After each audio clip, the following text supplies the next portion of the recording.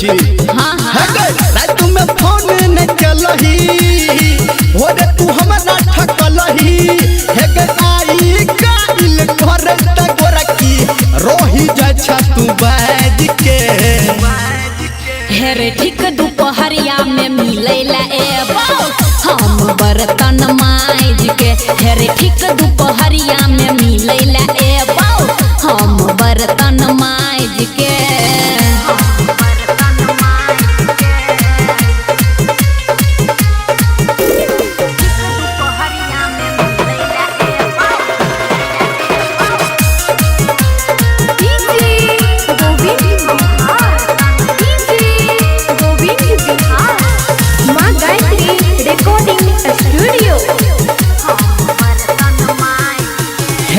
Mood बना के तू मूड बिगाड़ तोहर तने है काम छो। हाँ, हमरा दिल पर तोरे बाबू अखनो लिखल नाम छो।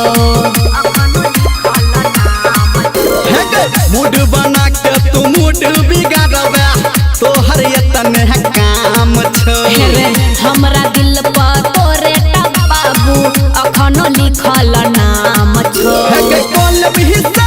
भेटतो आजादी एतो बराती हिसाज के। हेरे ठीक दोपहरिया में मिलेला एबो हम बर्तन मांज के। हेरे ठीक दोपहरिया में मिलेला एबो हम बर्तन मांज के। बुझली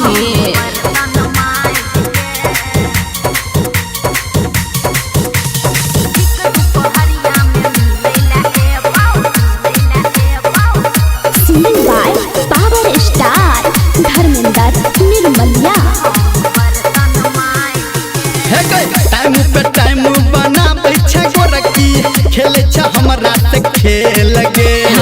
राइटर सनटू कहानी रमलिया करे ने ओकरा समय लगे।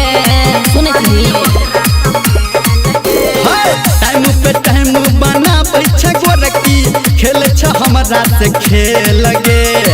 राइटर सनटू कहानी रमलिया करे ने ओकरा समय लगे।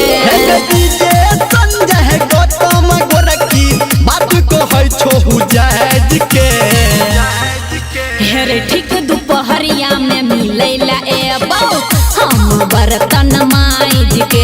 हेरे ठीक दोपहरिया में मिलेला एबो हम बर्तन मांज के।